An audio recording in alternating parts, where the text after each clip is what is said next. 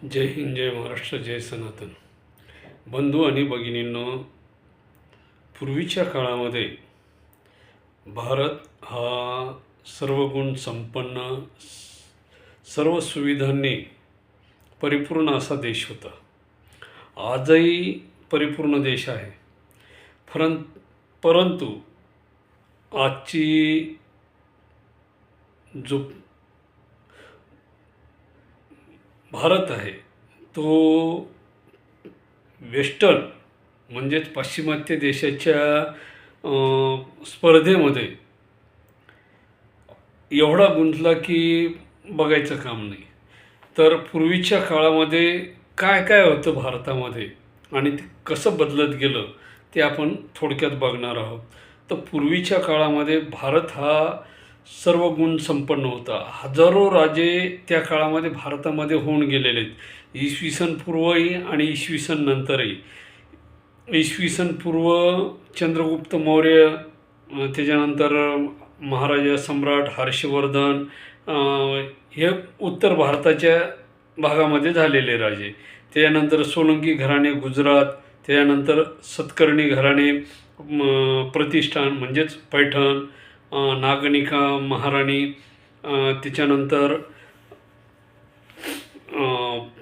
दक्षिण भारतामध्ये चोल साम्राज्य, पांडे साम्राज्य, चेर, पल्लव, चालुक्य असे अनेक लोकांच्या काळामध्ये भारत हा सर्वगुण संपन्न आणि सर्व सोयींयुक्त असा देश होता. भारत हा म्हणजे सर्वच्या सर्व गोष्टी या देशामधून विदेशामध्ये विकल्या जायच्या. तर त्याच्यामध्ये काय काय विकल्या जायचं? मसाल्याचे पदार्थ, मलमलचे कापड, पश्चिम बंगालमध्ये असो पैठणची पैठणी असो, त्याच्यानंतर बनारसची बनारस असो किंवा कांजीवरम असो, अशा अनेक साड्या भारताबाहेर जाऊन विकत होत्या. यांचं महत्त्व त्या ठिकाणी फार मोठं होतं. युरोप, रोम, अरबस्तान अशा देशामध्ये या वस्त्राची मागणी हजारो वर्षापासून होती. आणि भारत हे सर्वच्या सर्व साहित्य, मसाल्याचे पदार्थ असतील जसे की विलायची, हिरवी विलायची, मसाला विलायची, त्याच्यानंतर मिरे, लवंग, जायपत्री, इलायची, दालचिनी, हे सर्वच्या सर्व भारतामधून विदेशामध्ये जाऊन विकायचं. आणि त्यावेळेस जहाजाने पैसा म्हणजे सोनं चांदी हे जहाजानं यायचं मोबदल्यामध्ये, कारण आपण हे साहित्य तिकडं नेऊन विकायचो आणि तिकडून सोनं आणलं जायचं, चांदी आणलं जायचं. परंतु नंतरच्या काळामध्ये काय झालं की भारतावरती हजारो वर्षापासून आक्रमणेही होत आलेली आहेत. त्याच्यामध्ये हुन असतील, शक असतील, जे कोणी, त्याच्यानंतर तुर्की असतील, अरबस्थानातील असतील, पारशी असतील, जसं की सिकंदर, ह्या लोकांनी ज्यावेळेस सगळ्यात पहिले सायरस नावाचा एक आक्रमणकारी आला होता इसवी सन पूर्व, आणि त्याच्यानंतर सिकंदरच्या नंतर युरोप खंडातून अनेक स्वाऱ्या झाल्या. त्याच्यानंतर अरबस्थानातून झाल्या, तुर्कस्थानातून झाल्या, आणि या लोकांनी प्रत्येक वेळेस भारतामधून लूटच केली. काय केलं? लूटच केली. काय, कशामुळे लूट केली?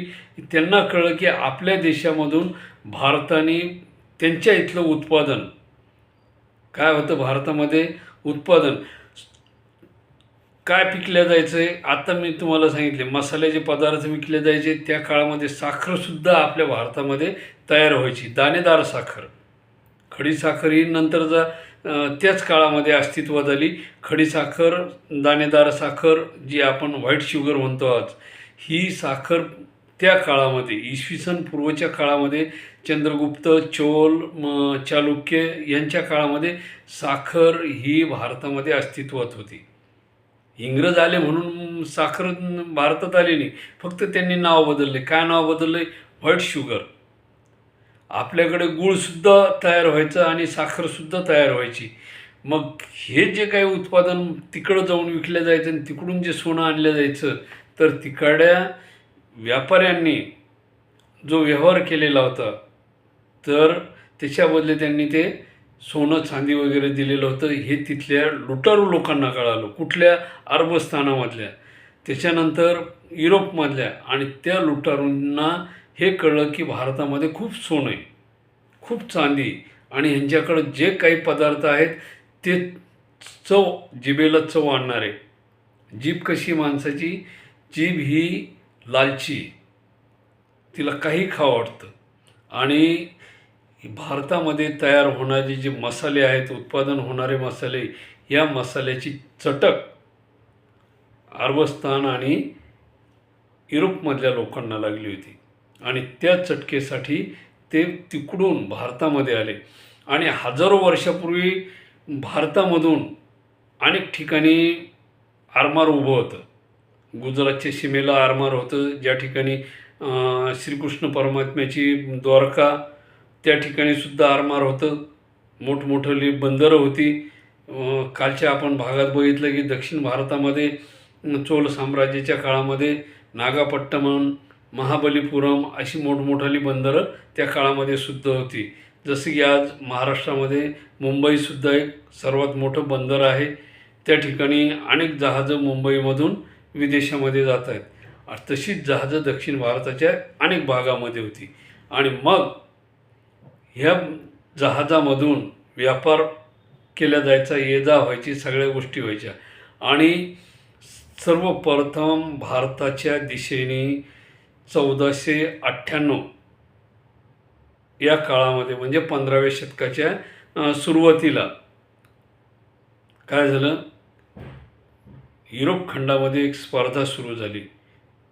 स्पॅनिश नावाचा देश आहे, त्या देशामधल्या चर्चमध्ये अशी घोषणा करण्यात आली, जो कोणी निर्मनुष्य जमिनीवर पाय ठेवील ती जमीन त्याची. आणि त्यावेळेस युरोप खंडामधून कोलंबस आणि वास्को दी गामाचे नावाचे दोन व्यक्ती वेगवेगळ्या दिशेने स्पॅनिशमधून, म्हणजे त्या युरोप खंडातून त्यांनी प्रस्थान केलं. आणि वास्को दी गामा हा भारताच्या दिशेने निघाला. त्याने आफ्रिका खंडाला व्यापार केला. आणि त्या ठिकाणी कानजी मेहता नावाचा जो व्यापारी होता, गुजराती, 1498च्या इसवी सनाच्या काळामध्ये भारताचा व्यापारी साऊथ आफ्रिकेला व्यापार करण्यासाठी गेला. कशाच्या सहाय्याने?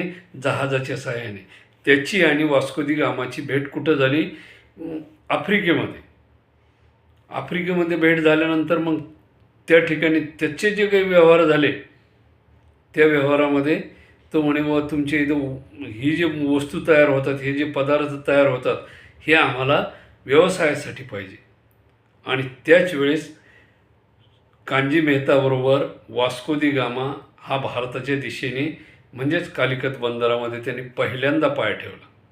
आणि तिथून सुरुवात झाली युरोप खंडातील युरोपियन लोकांची भारताकडे येण्याचा मार्ग. आणि पहिल्या कालिकत बंदरामध्ये ज्यावेळेस त्यांनी पाय ठेवला, त्यावेळेस तिथल्या राजाचा आणि वास्को दी गामाचा वाद झाला. त्याच्यावरून त्यांचं युद्ध झालं. आणि 150 लोकांना घेऊन आलेला वास्को दी गामा त्या ठिकाणी हतबल झाला. परंतु काही मध्यस्थी लोकांनी त्या ठिकाणी मध्यस्थी करून तो वाद मिटवला. आणि याने व्यापाराची परवानगी तिथल्या राजाला मागितली. हळूहळू तिथून तो गुजरात या ठिकाणी गेला. गोवा या ठिकाणी गेला. गोव्याच्या ठिकाणी त्यांनी आपलं स्वतःचं एक वसाहत निर्माण केली. काय केली? वसाहत निर्माण केली. आणि अशाच पद्धतीने भारतामध्ये पोर्तुगीजांचे पाय रोवले गेले. आणि याच ठिकाणावरून पोर्तुगीजांनी काय केलं की भारतीय संस्कृतीतला, म्हणजे पोर्तुगीज येण्याअगोदर किमान 1000 ते 12 वर्षे किंवा 1500 वर्षे अगोदर आलेल्या ज्या मुघलांना ज्या गोष्टी कळल्या नाहीत, त्या पोर्तुगीजांना कळल्या. आणि त्याच परिस्थितीमध्ये काय झालं की 1498ला वास्को दी गामा भारतात आला आणि त्याच्यानंतर 16व्या शतकामध्ये म्हणजे इसवी सन 1605मध्ये इंग्रजांनी भारतामध्ये सुरायला शिरायला सुरुवात केली. 1605मध्ये इंग्रजांनी भारताच्या चहूबाजूने वेढा घातला. पश्चिम बंगाल, पंजाब, मुंबई, दक्षिण भारत आणि सुरुवात त्यांनी काय केलं की आम्हाला काय करायचं आहे, तुमच्या देशामध्ये व्यापार करायचा आहे, काय करायचं आहे, आमचा दुकान लावायची, असं म्हणजे त्यांनी प्रत्येक राजाला परवानगी मागायला सुरुवात केली. आणि अशा प्रकारे ही युरोपियन भारतामध्ये दाखल झाले. पण वास्को दी गामाने काय केलं की 1540च्या काळामध्ये म्हणजेच मध्ययुगीन काळात त्यावेळेस बाबरचा किंवा त्याच्या वंशजाचा काळ असेल, त्या मध्ययुगीन काळामध्ये शहाजहानच्या काळामध्ये त्यांनी तिथं सुरुवात केली आणि 1640च्या काळामध्ये त्यांनी पहिला छापखाना गोव्यामध्ये सुरू केला. गोव्यामध्ये छापखाना सुरू केल्यानंतर त्यांनी स्वतःचे काही भारतामधले काही आणि तिथले त्यांचे स्वतःचे काही असे मिळून त्यांनी ग्रंथ छापायला सुरुवात केली, काही मासिकं छापायला सुरुवात केली आणि त्यांनी त्यांच्या धर्माचा, ख्रिश्चन धर्माचा प्रसार या वास्को दी गामाने गोव्यामध्ये करायला सुरुवात केली. आणि गोव्यामध्ये सुरुवात करत असताना त्यांना तिथं प्रतिसाद मिळाला. त्यांनी काय केलं की तिथं ख्रिश्चन धर्माचं वर्चस्व वाढवलं गोव्यामध्ये. आणि त्याच काळामध्ये काय झालं की आपले जे धर्मग्रंथ आहेत त्याचाही त्यांनी अभ्यास केला. त्याच्यामध्ये त्यांनी काही म्हणजे जे संस्कृतमध्ये होते काही आपल्याकडचे ब्राह्मण लोक यांना हाताशी धरून वगैरे त्यांनी काय केलं, त्या धर्माचं आपल्या हिंदू धर्माचे सनातन धर्मग्रंथाचं अभ्यास केला, त्याच्यामध्ये बदल केले आणि त्यांना मराठीमध्ये किंवा त्यांच्या इंग्रजी भाषेमध्ये, पोर्तुगीज भाषेमध्ये त्यांनी ट्रान्सफर करून घेतलं, भाषांतर केलं, ट्रान्सलेशन करून घेतलं. आणि अशा पद्धतीने त्यांनी पहिल्यांदा 1560मध्ये हिंदू ग्रंथाचं मराठीमध्ये आणि संस्कृतमध्ये छापित प्रती काढल्या 1560मध्ये. म्हणजे तिथून त्यांनी हिंदू ग्रंथाला छापायला सुरुवात केली आणि त्याच काळामध्ये त्यांनी बरेचसे बदल त्या ठिकाणी केले. मग समजा एखादं एक उदाहरण घेऊ आपण की पुजारी मंदिरामध्ये पूजा आणि आरतीचे साहित्य घेऊन मंदिरात गेला. कशासाठी गेला? देवाच्या पूजेसाठी. पुजारी पूजा व आरतीचे साहित्य घेऊन देवाच्या पूजेसाठी मंदिरात गेला.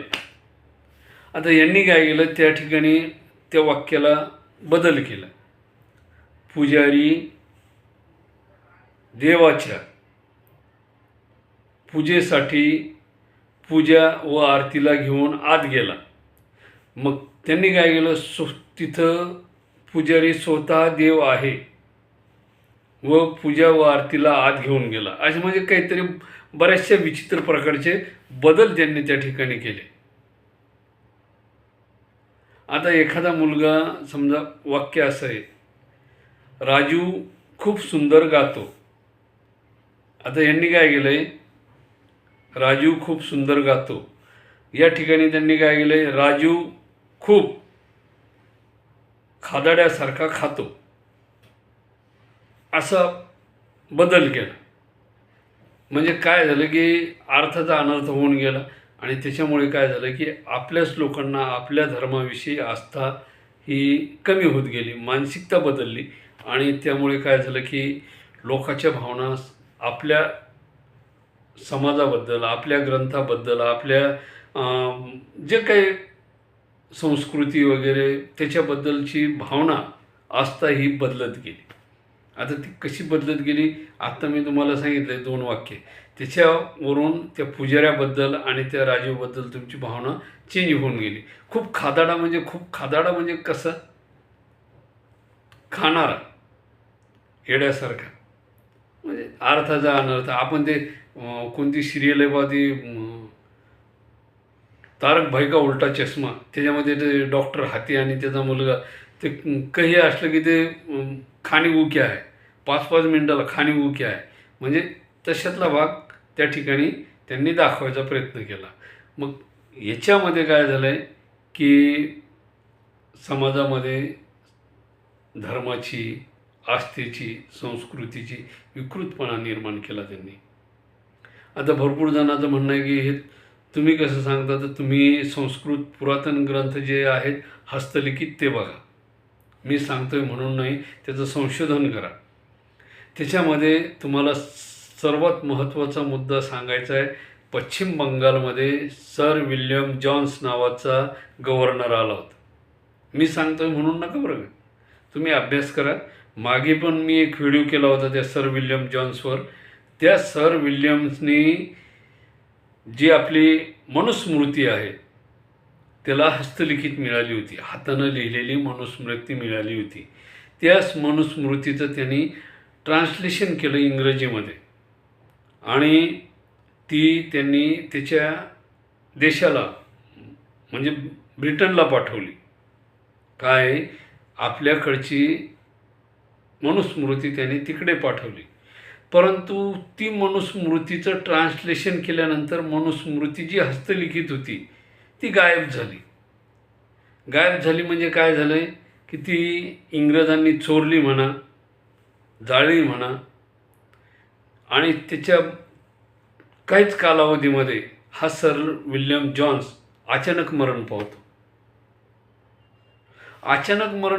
त्याच्यानंतर त्याची पत्नी 1-2 महिन्यानंतर त्याची पत्नीसुद्धा मरण पावते अचानक. तिला कुठला आजार होत नाही, काही नाही. दोघंही नवरा बायको अचानक मरण पावतात. बरं, मरण पावल्यानंतर त्यांचं म्हणजे शोध व्हायला पाहिजे ना, किंवा हे मेले कसे, यांची घटना कशी घडली.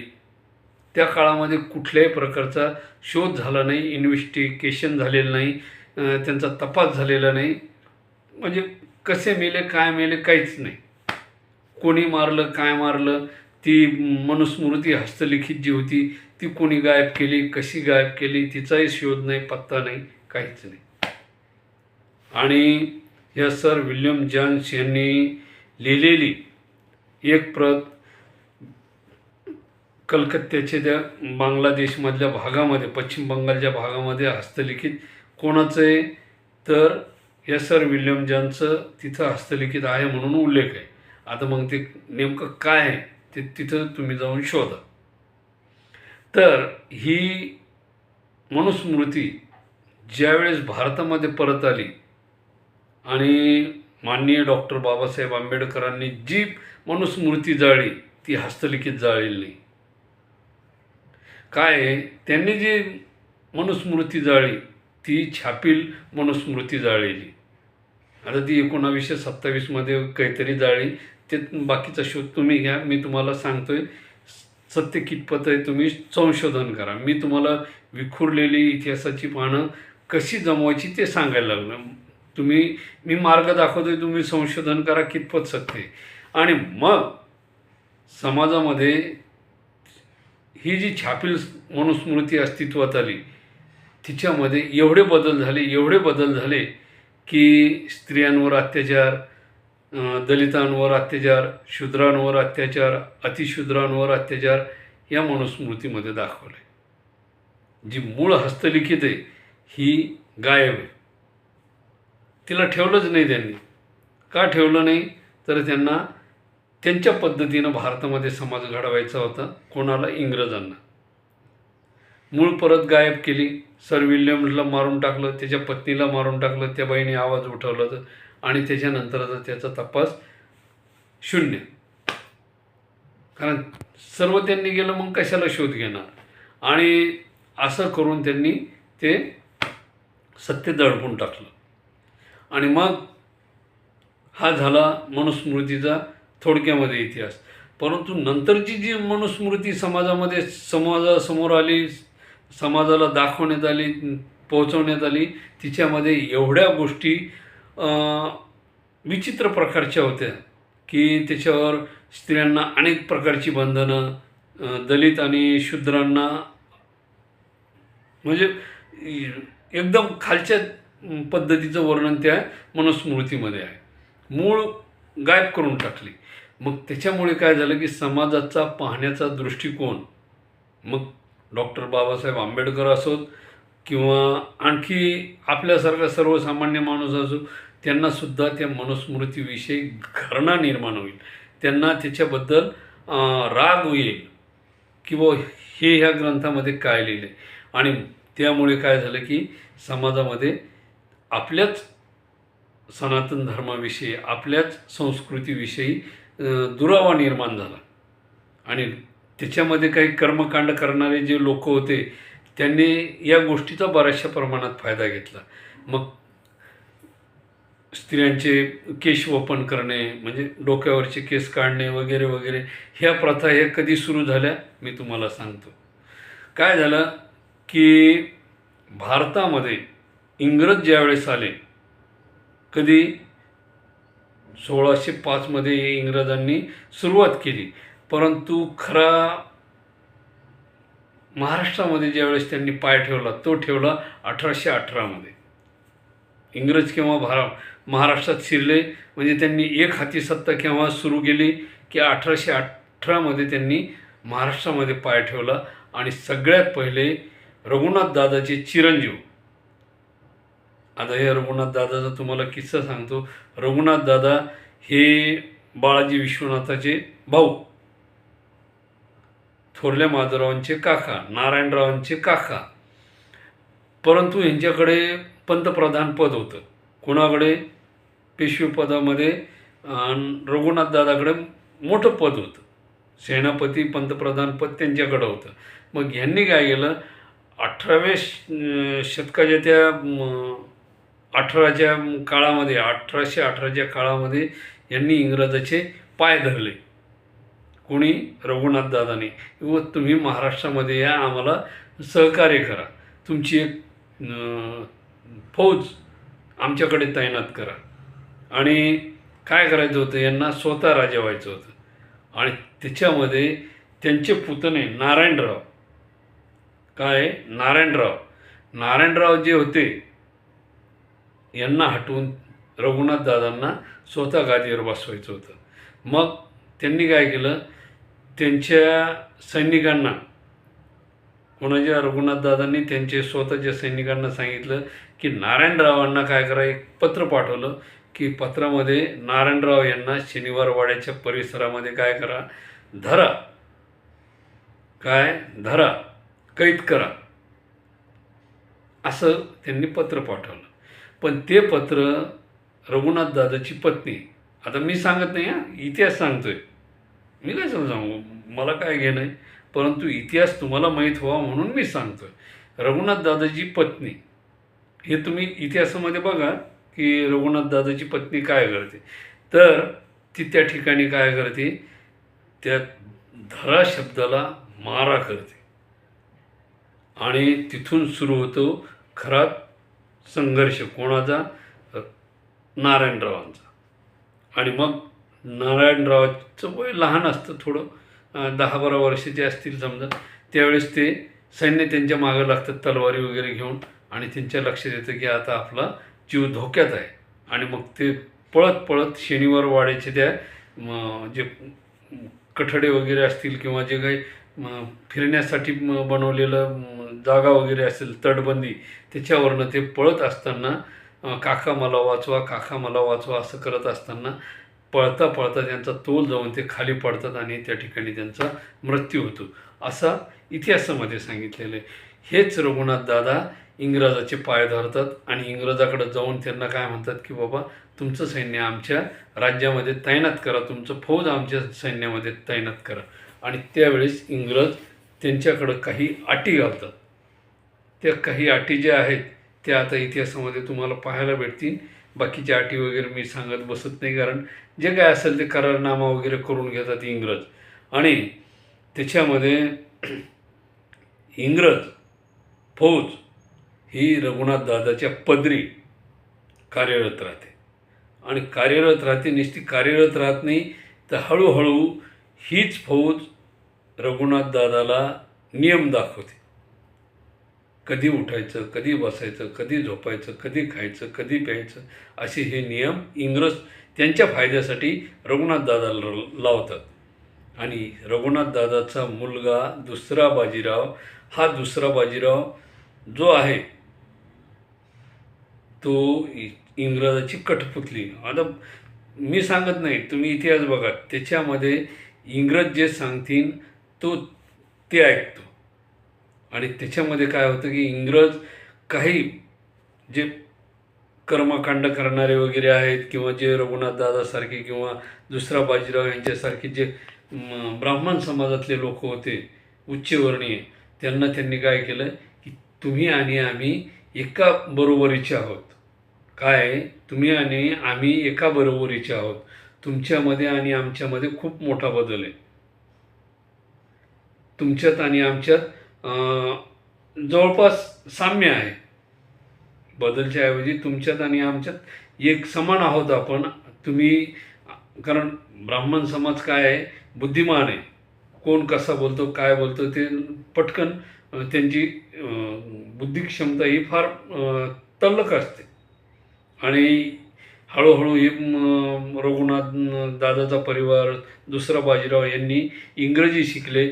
इंग्रजी शिकल्यामुळे ते भाषा व्यवहार करण्यासाठी त्यांना सोपं जावं लागलं. आणि मग ह्या इंग्रजांनी त्यांना पटवून दिलं की तुम्ही आणि आम्ही एकाच लेवलचे आहोत, एकाच प्रांतामधले आहोत. तुम्ही आणि आम्ही एकाच म्हणजे नाण्याच्या एक बाजू आहोत, असं त्यांना पटवून दिलं. आणि मग त्या ठिकाणी यांनी ते राजकारण, फूट झालो आणि राज करो. आता त्या काळामध्ये म्हणजे छत्रपतींच्या काळात ज्या मराठा समाजाला संघटित करण्यासाठी जीवाचं रान केलं छत्रपतींनी, त्या समाजाला ह्या इंग्रजांनी फूट झालो आणि राज करो अशा पद्धतीची स्थिती त्या ठिकाणी निर्माण केली.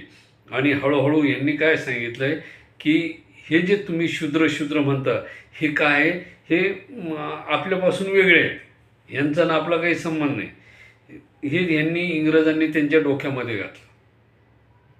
काय झालं, इंग्रजांनी या ब्राह्मणाच्या डोक्यामध्ये ते घातलं, पेशव्यांच्या. आणि तिथूनच खरा संघर्ष सुरू झाला.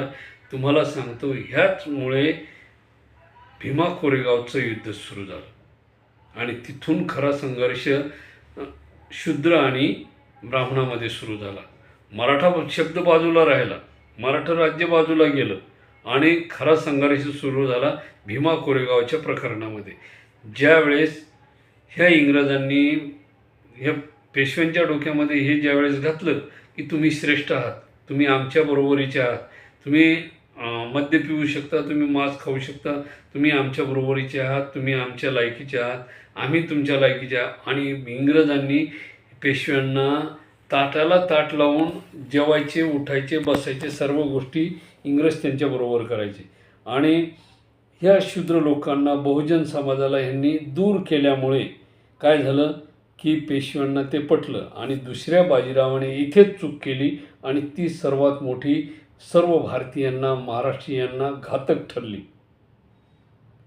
त्याचं कारण म्हणजे पुढे तुमच्या लक्षात येईल की ज्यावेळेस भीमा कोरेगावच्या युद्धामध्ये सिद्धनाथ महार यांच्याशी संवाद झाला दुसऱ्या बाजीराव यांचा, त्यावेळेस दुसऱ्या बाजीरावाने ह्या सिद्धनाथ महार यांना 500 सैनिक असलेल्या सिद्धनाथ महार धिप्पाडगडी, 50 माणसाची एकटाच पाठ पाहणारा माणूस, वजनदार, बलशाली, हातात तलवारीच्या बळावर त्याने जवळपास 27 ते 28 हजार पेशवे सैनिकांना एकट्या 200 सैनिकाच्या साह्याने, समजा 500 असतील, 500 लोकांच्या साह्याने 28,000 पेशव्याच्या सैन्याला सिद्धनाथ महार यांनी शरणागती पत्करायला लावली भीमा कोरेगावच्या युद्धामध्ये. का तर बाजीराव पेशव्यांनी त्यांना एकच सांगितलं की जा आणि इंग्रजावर हल्ला करा. काय करा, भीमा कोरेगावच्या ठिकाणी इंग्रजाची एक तुकडी, एक फलटण येणार आहे, त्यांच्यावर हल्ला करा. जर तुम्ही त्या युद्धामध्ये हरलात, जर तुम्ही त्या युद्धामध्ये हरलात तर आम्ही तुमच्या गळ्यामध्ये गाडगे आणि झाडू तुमच्या कमराला बांधणार, पुण्यामध्ये धिंड काढणार. मी सांगत नाही, इतिहास सांगतोय. तुम्ही वाचा ते, तुमच्या लक्षात येईल. आणि इथूनच खरा संघर्ष दोन समाजामध्ये निर्माण झाला, ब्राह्मण आणि शूद्र म्हणजेच बहुजन. आणि त्या ठिकाणी भीमा कोरेगाव या ठिकाणी इंग्रज आणि सिद्धनाथ महार यांच्यामध्ये युद्ध होण्याऐवजी इंग्रजांनी जो डाव टाकला, त्या डावामध्ये काय झालं, पेशवे फसले. आणि या दुसऱ्या बाजीरावाच्या मूर्खपणामुळं काय झालं की तोच डाव इंग्रजांना सोपा गेला, की ज्या पद्धतीने त्यांनी ती व्यूहरचना केली होती जातीयवादाची, त्याच्यामध्ये पेशवे ज्या तोऱ्याने सिद्धनाथ महार यांना बोलले, त्या ठिकाणी काय झालं की हे 500 मावळे इंग्रजाविरुद्ध लढण्याऐवजी सिद्धनाथ महाराजची फलटण डायरेक्ट पेशव्यावरच भिडली आणि 28,000 सैन्य पेशव्याचं माघारी पत्करावं लागलं त्यांना. जवळपास हरलं पेशव्याचं सैन्य. कोणापुढे? सिद्धनाथ महार यांच्या 500 सैनिकापुढे. आणि इथूनच खरा वाद अस्तित्वात आला. आणि हीच फुडदालो आणि राजकरू तंत्रज्ञान इंग्रजांनी तिथून मोठ्या प्रमाणात सुरू केलं. आणि जवळपास आज तगेत इंग्रजाची ही नीती भारतामध्ये लागू आहे. 1864 इंग्रजांनी पहिली जनगणना केली, ती जातीय पद्धतीने. परंतु त्यांनी डिक्लेअर केली नाही, मुद्दाम होऊन म्हणा किंवा त्यांना करायची नव्हती, काय असेल ते असेल. त्याच्यानंतर त्यांनी परत एकदा 1872 जनगणना केली. त्या जनगणनेमध्ये त्यांना बरेचसे गोष्टी आढळून आल्या आणि त्यांनी तिथून पुढं जातीचा उल्लेख करायला सुरुवात केली. त्या 72च्या काळामध्ये 100 जाती अस्तित्वात होत्या. किती? 100 जाती. आज तुम्ही चेक करा, तुमच्याकडे नेट असेल, गुगल असेल, जे काही साहित्य असेल त्यावर तुम्ही चेक करा, लाखोच्या घरामध्ये जाती गेल्या. आणि जाती कोणी अस्तित्वात आणल्या? विचार करा. बाकीचा इतिहास मी तुम्हाला पुढच्या भागामध्ये सांगणारच आहे, इंग्रजांनी काय काय केलं आहे. मी तुम्हाला फक्त आता ह्या बहुजन आणि ब्राह्मण हे कसे अलग केले इंग्रजांनी, त्याचं कारण काय हे तुमच्या लक्षात आलं असेल. आणि पुढल्या भागामध्ये आपण बघणार आहोत सती प्रथा कशी अस्तित्वात आली, ती का आणली, त्याचं मूळ कारण काय आणि ती कोणाच्या फायद्यासाठी.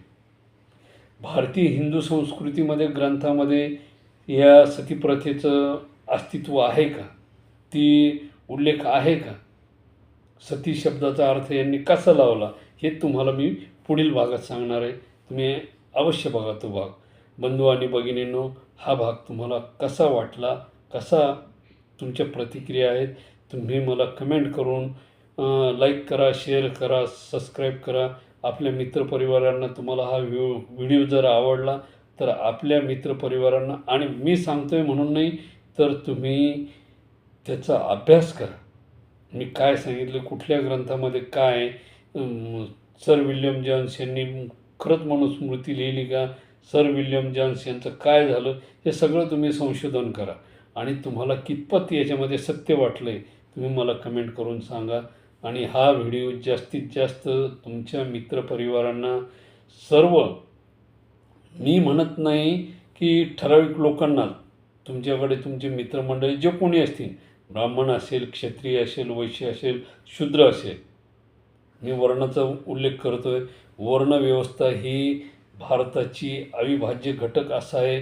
परंतु आता काय झालं की लोक जातीवाद म्हणूनच त्याच्याकडे पाहत आहेत.